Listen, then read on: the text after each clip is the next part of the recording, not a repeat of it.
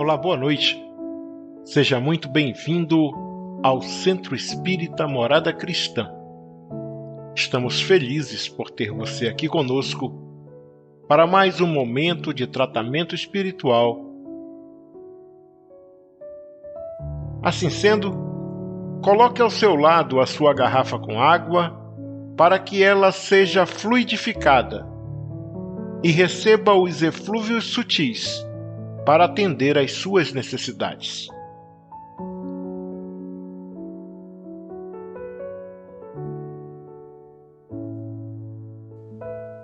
Hoje vamos iniciar o nosso tratamento com a leitura do capítulo 7 do livro Boa Nova, de Chico Xavier, pelo espírito Humberto de Campos, editora FEB, cujo título é A Luta contra o Mal.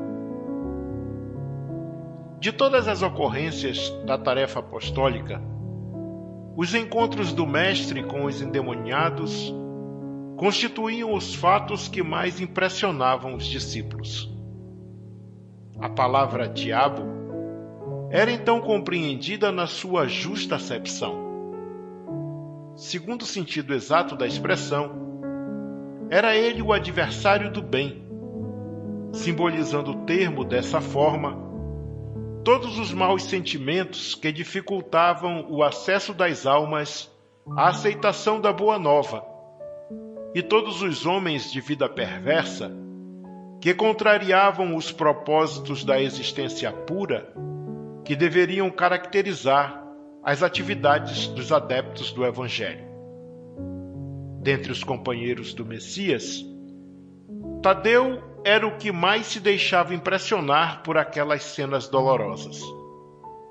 Aguçavam-lhe sobremaneira a curiosidade de homem os gritos desesperados dos espíritos malfazejos que se afastavam de suas vítimas sob a amorosa determinação do Mestre Divino.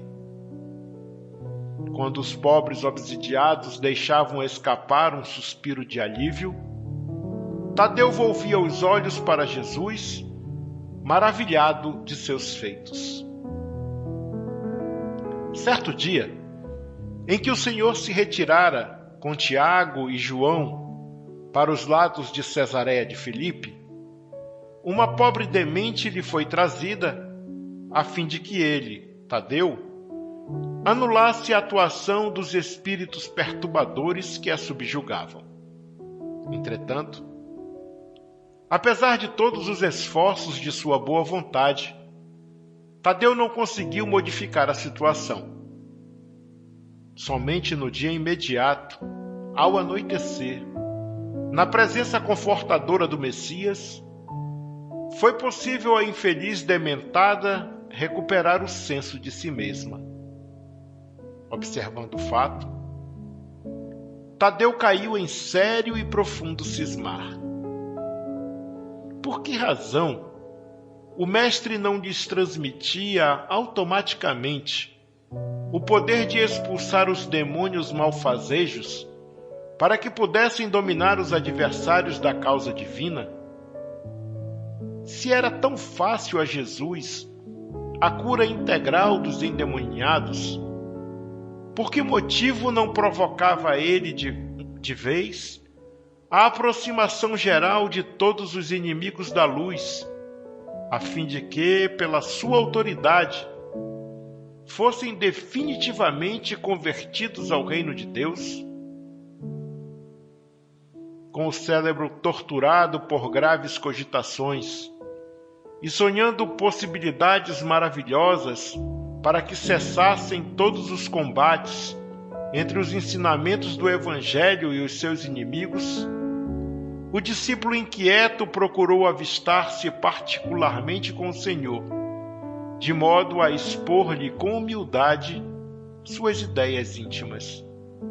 Numa noite tranquila, depois de lhe escutar as ponderações, perguntou-lhe Jesus em tom austero: Tadeu, qual o principal objetivo das atividades de tua vida? Como se recebesse uma centelha de inspiração superior, Respondeu o discípulo com sinceridade: Mestre, estou procurando realizar o reino de Deus no coração. Se procuras semelhante realidade, por que a reclamas no adversário em primeiro lugar? Seria justo esqueceres as tuas próprias necessidades nesse sentido? Se buscamos atingir o infinito da sabedoria e do amor em nosso Pai, indispensável se faz reconheçamos que todos somos irmãos no mesmo caminho. Senhor, os espíritos do mal são também nossos irmãos? Inquiriu admirado o apóstolo. Toda a criação é de Deus. Os que vestem a túnica do mal envergarão um dia a da redenção pelo bem.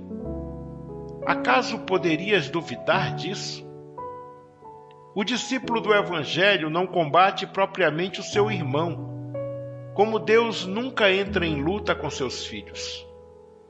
Aquele apenas combate toda manifestação de ignorância, como o pai que trabalha incessantemente pela vitória do seu amor junto à humanidade inteira.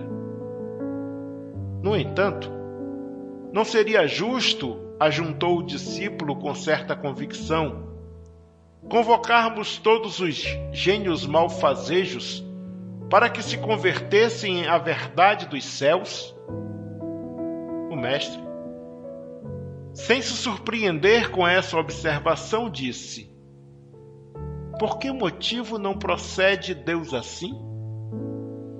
Porventura, teríamos nós uma substância de amor mais sublime e mais forte que a do seu coração paternal? Tadeu, jamais olvidemos o bom combate. Se alguém te convoca ao labor ingrato da má semente, não desdenhes a boa luta pela vitória do bem, encarando qualquer posição difícil como um ensejo sagrado para revelares a tua fidelidade a Deus. Abraça sempre o teu irmão. Se o adversário do reino te provoca ao esclarecimento de toda a verdade, não desprezes a hora de trabalhar pela vitória da luz. Mas segue o teu caminho no mundo, atento aos teus próprios deveres, pois não nos consta que Deus abandonasse as suas atividades divinas para impor a renovação moral dos filhos ingratos que se rebelaram na sua casa. Se o mundo parece povoar-se de sombras, é preciso reconhecer que as leis de Deus são sempre as mesmas, em todas as latitudes da vida. É indispensável meditar na lição de nosso Pai e não estacionar a meio do caminho que percorremos. Os inimigos do reino se empenham em batalhas sangrentas? Não ouvides o teu próprio trabalho. Padecem no inferno das ambições desmedidas? Caminha para Deus. Lançam a perseguição contra a verdade?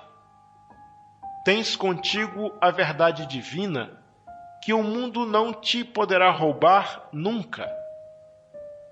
Os grandes patrimônios da vida não pertencem às forças da terra, mas às do céu. O homem que dominasse o mundo inteiro com a sua força, teria de quebrar a sua espada sangrenta ante os direitos inflexíveis da morte. E além desta vida, ninguém te perguntará pelas obrigações que tocam a Deus, mas unicamente pelo mundo interior que te pertence a ti mesmo, sob as vistas amoráveis de nosso Pai. Que diríamos de um rei justo e sábio que perguntasse a um só de seus súditos pela justiça e pela sabedoria do reino inteiro? Entretanto, é natural que o súdito seja inquirido acerca dos trabalhos que lhe foram confiados, no plano geral, sendo também justo se lhe pergunte pelo que foi feito de seus pais, de sua companheira, de seus filhos e irmãos. Andas assim tão esquecido desses problemas fáceis e singelos? Aceita a luta, sempre que forem julgados dignos dela, e não te esqueças, em todas as circunstâncias, de que construir é sempre melhor. Tadeu contemplou o mestre, tomado de profunda admiração. Seus esclarecimentos lhe caíam no espírito como gotas imensas de uma nova luz. Senhor, disse ele, vossos raciocínios me iluminam o coração, mas terei errado, externando meus sentimentos de piedade pelos espíritos malfazejos? Não devemos então convocá-los ao bom caminho? Toda a intenção excelente, redarguiu Jesus, será levada em justa conta no céu. Mas precisamos compreender que não se deve tentar a Deus. Tenho aceitado a luta como o Pai me envia e tenho esclarecido que a cada dia basta o seu trabalho. Nunca reuni o colégio dos meus companheiros para provocar as manifestações dos que se compazem na treva. Reuni-os em todas as circunstâncias e oportunidades, suplicando para o nosso esforço a inspiração sagrada do Todo-Poderoso. O adversário é sempre um necessitado que comparece ao banquete das nossas alegrias, e por isso, embora não o tenha convocado, convidando somente os aflitos, os simples e os de boa vontade, nunca lhe fechei as portas do coração, encarando a sua vinda como uma oportunidade de trabalho de que Deus nos julga dignos. O apóstolo humilde sorriu, saciado em sua fome de conhecimento, porém acrescentou, preocupado com a impossibilidade em que se via de atender eficazmente a vítima que o procurara. Senhor, vossas palavras são sempre sábias. Entretanto, de que necessitarei para afastar as entidades da sombra quando o seu império se estabeleça nas almas? Voltamos assim ao início das nossas explicações, retrucou Jesus. Pois para isso, necessitas da edificação do reino no âmago do teu espírito, sendo este o objetivo de tua vida. Só a luz do amor divino é bastante forte para converter uma alma à verdade. Já viste algum contendor da terra convencer-se sinceramente tão só pela força das palavras do mundo? As dissertações filosóficas não constituem toda a realização. Elas podem ser um recurso fácil da indiferença ou uma túnica brilhante, acobertando penosas necessidades. O reino de Deus, porém, é a edificação divina da luz. E a luz ilumina, dispensando os longos discursos. Capacita-te de que ninguém pode dar a outrem aquilo que ainda não possua no coração. Vai, trabalha sem cessar pela tua grande vitória. Zela por ti e ama teu próximo, sem olvidares que Deus cuida de todos. Tadeu guardou os esclarecimentos de Jesus para retirar de sua substância o mais elevado proveito no futuro. No dia seguinte, desejando destacar perante a comunidade dos seus seguidores a necessidade de cada qual se atirar ao esforço silencioso pela sua própria edificação evangélica, o mestre esclareceu aos seus apólogos singelos como se encontra dentro da narrativa de Lucas. Quando o espírito imundo sai do homem, anda por lugares áridos, procurando e não o achando, diz: voltarei para a casa de onde saí. E ao chegar, acha-a varrida e adornada. Depois, vai e leva mais 7 espíritos piores do que ele, que ali entram e habitam. E o último estado daquele homem fica sendo pior do que o primeiro. Então, todos os ouvintes das pregações do lago compreenderam que não bastava ensinar o caminho da verdade e do bem aos espíritos perturbados e malfazejos, que indispensável era edificar-se cada um a fortaleza luminosa e sagrada do reino de Deus dentro de si mesmo. Que assim seja.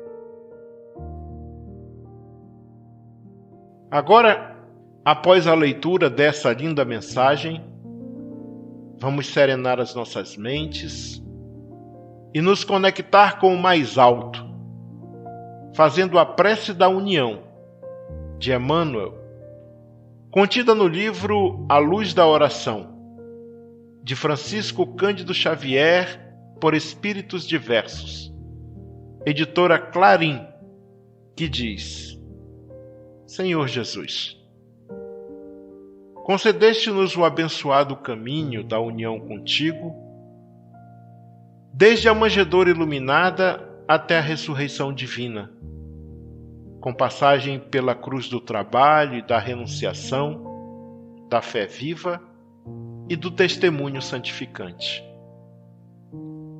Viajores que somos na estrada redentora que a tua misericórdia nos desdobra no campo da vida eterna, rogamo-te ainda luz para as nossas sombras, certeza para as nossas dúvidas, esclarecimento às nossas hesitações.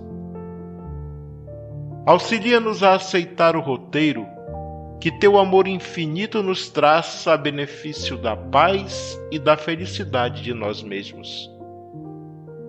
Que o sacrifício seja para nós uma bênção, a luta uma escola de aperfeiçoamento sublime, o serviço a oportunidade salvadora, o obstáculo o ensinamento maior, o sofrimento um mestre sábio e eficaz.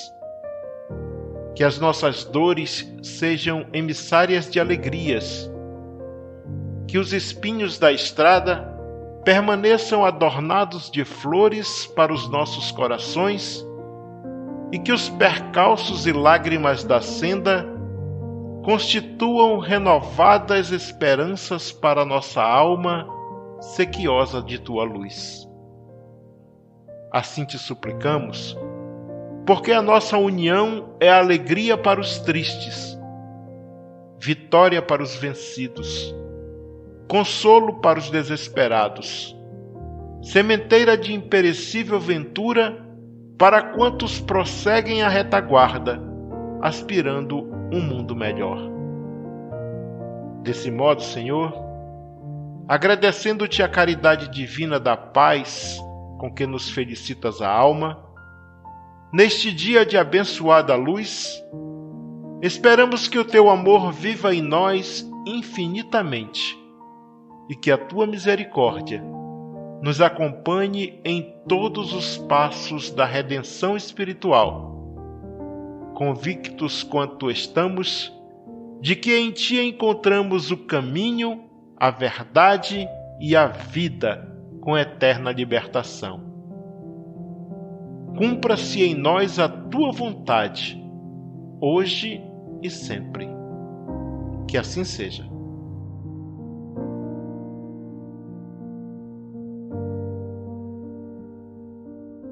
Agora, meus irmãos, vamos nos recolher em prece, agradecendo a Deus por nossas vidas e pedindo os recursos necessários para nos tornarmos verdadeiros cristãos. Este é um momento de prece e reflexão sobre a passagem evangélica que foi lida e quais mudanças devemos operar em nós mesmos para nos tornarmos autênticos discípulos do Cristo. A partir de agora, você que está nos ouvindo deverá fazer as suas preces em seu favor, em favor de sua família e em favor de todos aqueles que você se comprometeu em auxiliar com suas preces e vibrações positivas.